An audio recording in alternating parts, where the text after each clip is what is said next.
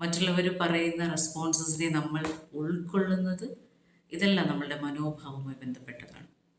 നല്ലൊരു മനോഭാവം എല്ലാ കാര്യങ്ങളെയും പോസിറ്റീവായി ഉൾക്കൊള്ളാനും എല്ലാ കാര്യങ്ങളെയും നമുക്ക് വളരാനുള്ള വളമായി ഉപയോഗിക്കുകയും അതിനനുസരിച്ച് നമ്മളെ ഉയർത്തിക്കൊണ്ടുവരികയും ചെയ്യുമ്പോഴാണ് നമ്മൾ പറയുന്നത് നമുക്കൊരു പോസിറ്റീവ് മനോഭാവമാണുള്ളത്. അപ്പോൾ ഇവിടെ കമ്മിറ്റ്മെൻറ്റ്, ഡിസിപ്ലിൻ, കൺസിസ്റ്റൻസി തുടങ്ങി പ്രൊക്രാസ്റ്റിനേഷനൊക്കെ നമ്മൾ കൺസിസ്റ്റൻസിയുടെ ഭാഗമായിട്ട് എപ്പോഴും പറയുന്ന കാര്യമാണ്. എന്താണത്?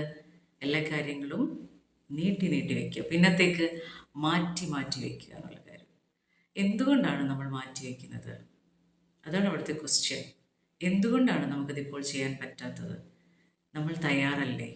നമുക്കെന്തെങ്കിലും തടസ്സമുണ്ടോ? നമുക്കെന്തെങ്കിലും സ്കിൽസ് വർദ്ധിപ്പിക്കാനുണ്ടോ? നമുക്കെന്തെങ്കിലും സപ്പോർട്ട് നീഡഡ് ആയിട്ടുണ്ടോ?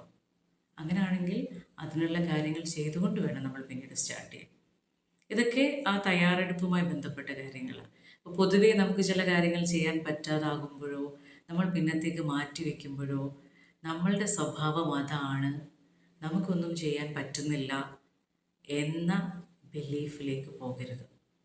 അതാണ് നമ്മൾ ആദ്യം പറഞ്ഞ സ്റ്റെപ്പ്. നമ്മളിൽ വിശ്വാസമുണ്ടായിരിക്കണം. നമ്മൾ